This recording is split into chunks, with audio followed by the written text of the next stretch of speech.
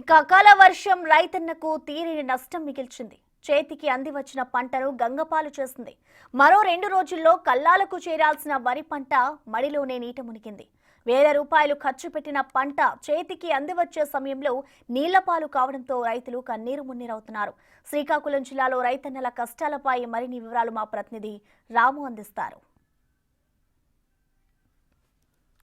ఖాతంలో ఏర్పడిన ఫేంజిల్ తుఫాన్ నిన్న రాత్రి పుదుచ్చేరి దగ్గర తీరం దాటింది. దీని ప్రభావంతో గత 2 రోజులుగా కూడా మొత్తం కోస్తా తీరం అంతా కూడా విస్తారంగా వర్షం కురుస్తున్నాయి. మరి దక్షిణ కోస్తా మిగతా చోట్లంతా భారీ నుంచి అతి భారీ వర్షాలు కూడా నమోదవుతున్నాయి. ముఖ్యంగా చూస్తే ఉత్తరాంధ్ర జిల్లాల్లో గత 2 రోజులుగా కూడా విస్తారంగా వర్షాలు కురుస్తున్నాయి. మరోవైపు అక్కడక్కడ భారీ వర్షాలు కూడా నమోదవుతున్న పరిస్థితి. మరోవైపు ఉత్తరాంధ్ర జిల్లాల్లో వేల హెక్టార్లలో కూడా వరి పంట పండింది. చాలా వరకు కూడా వరి చేను అంతా కూడా కోసిన జరిగింది. కానీ కోసిన తర్వాత వరిని దెబ్బలు పెట్టే సమయంలో కరెక్ట్గా రైతులంతా కూడా ఎక్కడికక్కడ దెబ్బలు పెట్టే సమయంలో వర్షం అర్ధాంతరంగా రావడంతో మొత్తం ఎక్కడికక్కడే మొత్తం వరి చేను అంతా కూడా తడిసిపోయిన పరిస్థితి ఇప్పటికీ చూడవచ్చు. మనం ప్రస్తుతం మనం పొలంలో ఉన్నాం. ఇక ఎక్కడ చూసినా వరి తాలూకు మొత్తం ఓజులన్నీ కూడా ఎక్కడికక్కడే కూడా నీటిలో ఉన్న పరిస్థితి. ఇప్పుడు ఇది కూడా వేల హెక్టార్లో శ్రీకాకుళం జిల్లాలో వేల హెక్టార్లో చాలా వరకు కూడా ఇప్పటికే 80% పైకి కూడా వరి చేను అంతా కూడా కోతలు అయ్యాయి.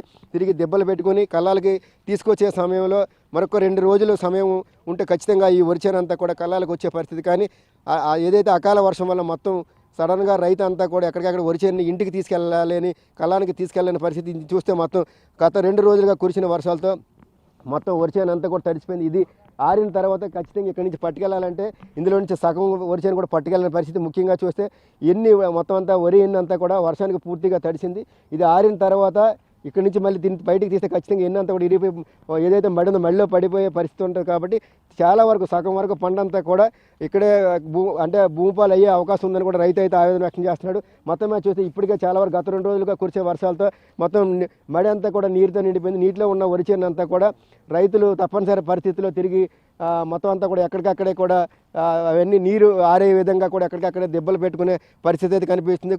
అన్న, ఇప్పుడు ఏంటి పరిస్థితి మీకు ఇక్కడ మొత్తం అకాల వర్షం వల్ల మీకు ఇప్పుడు ఏ విధమైన పంట నష్టం వచ్చే అవకాశం ఉంది? ఇది మరొక రోజు కానీ వర్షం పడితే మొత్తం నాశనం అయిపోద్ది సార్. తర్వాత ఇది వర్షం పడుతుందని ఊహించలేదు మేము.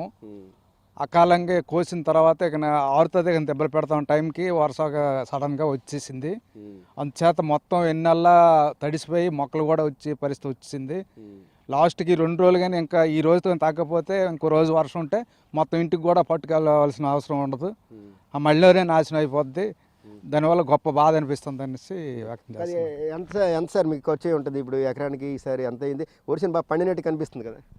ఈ సంవత్సరం ఏ సంవత్సరం లేనంటే వరిసేను పండింది, తెగులు లేకుండా కూడా పనింది.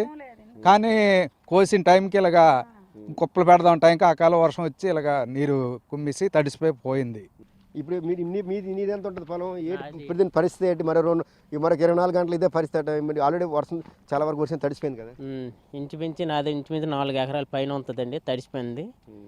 వ్యవసాయం మాత్రం మరి 2 రోజులు ఉంటే మొక్క బాగా ములిసిపోద్ది. మరి చూద్దామన్నా దేనికి పనికిరాదు.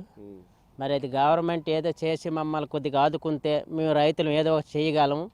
మరి గవర్నమెంట్ ఆదుకోకపోతే మనం చేయవలసిన వ్యవసాయాలు కూడా మరి చేయలేము. ఏదో వాళ్ళు చూసి మమ్మల్ని ఏదో చేస్తే మాకు బాగుంటుంది. గవర్నమెంట్ చక్కన మమ్మల్ని చర్య చేసుకోవాలని మరీ చెప్తున్నాం. అది మాకు కావాలండి. చూసండి పంటలు కూడా బాగా వర్షం పడుతుంది, ఆల్రెడీ పడుతున్నప్పుడు దెబ్బలు పెడుతున్నారు. మరి ఇబ్బంది కదా. ఇబ్బంది అని చెప్పదండి. మరి కిందలో నీటిలో ఉన్నది ఎలాగైనా ఇది అయిపోద్ది. కొద్దిగా పైకుంత మా బాధ ఏంటంటే నీరు కిందకు పోతే ఎన్ని ఆపడిన కొంత ఒక 10 రూపాయలు పోను, ఒక 10 రూపాయలు మాకు పనికి వస్తుందని మాకు ఒక బెమ్మ పోయింది. సూత్తుని వగ్గలేం కదా నీటిలో. నేను ఒక బెమ్మ చేస్తున్నామండి. మరి ఏదైంది మరి మీ ప్రభుత్వం మీరు మీ త్వరగా మాకు ఏదో ప్రభుత్వం సాయం చేసి మాకు ఇచ్చేస్తే ఎగరకి ఎలగొద్దని ఇంచుమించు 15,000 రూపాయలు అయిపోద్ది. ఇప్పుడు ఈ బతిని బట్టి అయితే అవి మోసి అవి చేసి చూడక్కర్లేదు. మరి వచ్చింది వాటికి వచ్చినా మాకు సుఖం లేదు. 25,000 మొదలైంది. అలా కష్టపడ్డాము కోత కోసము. సరే 2 రోజులు దెబ్బ పెడతామనేటప్పటికి వాన పడిపోయింది. రాత్రి అయితే తిల్లేలేము మాకు. అలా మరి ఇందు మీద సంవత్సరం మొత్తం తినాలి. ఇది పేనమ సూర్యం అంతా నీటిలో దేవతనం. మరి ఏటి చేస్తారు, మరి మాకు ఏటి తెలియదు. 25,000 పెట్టామమ్మా ఇద్దరం కష్టం కాక. ఇతనాలు కొని గాబులు మందులు ఇవన్నీ. మరి రైతు కన్నీరు మున్నీరు అవుతున్నారు. ప్రస్తుతానికి కూడా వర్షం కురుస్తూనే ఉంది. గత 2 రోజులుగా ఇదే పరిస్థితి. ప్రస్తుతం అయితే ఫెంజిల్ తుఫాను ఎక్కడ పుదుచ్చేరి దగ్గర తీరం దాటింది. ఇది తీవ్ర వాయుగుండంగా బలహీనపడింది. కానీ మరొక 24 గంటల పరిస్థితి ఇదే విధంగా ఉంటుంది. ఖచ్చితంగా కూడా ఉత్తరాంధ్ర జిల్లాలో కూడా అక్కడక్కడ విస్తారంగా వర్షాలు పడే అవకాశం ఉంది. మరోవైపు 1-2 చోట్ల భారీ వర్షాలు కూడా నమోదయ్యే అవకాశం ఉందని కూడా చెప్తున్నారు. మొత్తమే చూస్తే ఇక్కడ ఈ మడి మొత్తం కూడా వాటర్ చేరిపోయింది. రైతు ఇంచుమించుగా ఎకరానికి 25,000 కూడా పెట్టుబడి పెట్టాం. ఇంచుమించుగా ఆ డబ్బులు కూడా ఈసారి వచ్చే పరిస్థితి లేదు. చాలా వరకు తడిసిపోయింది. ఇప్పుడు ఆరింది కూడా తిరిగి ఇంటికి పట్టుకెళ్ళిన పరిస్థితి. ఎక్కడికక్కడే వెన్నంతా ఇరిగిపోయి పొలంలోనే ఇక్కడే రాలిపోయే పరిస్థితి.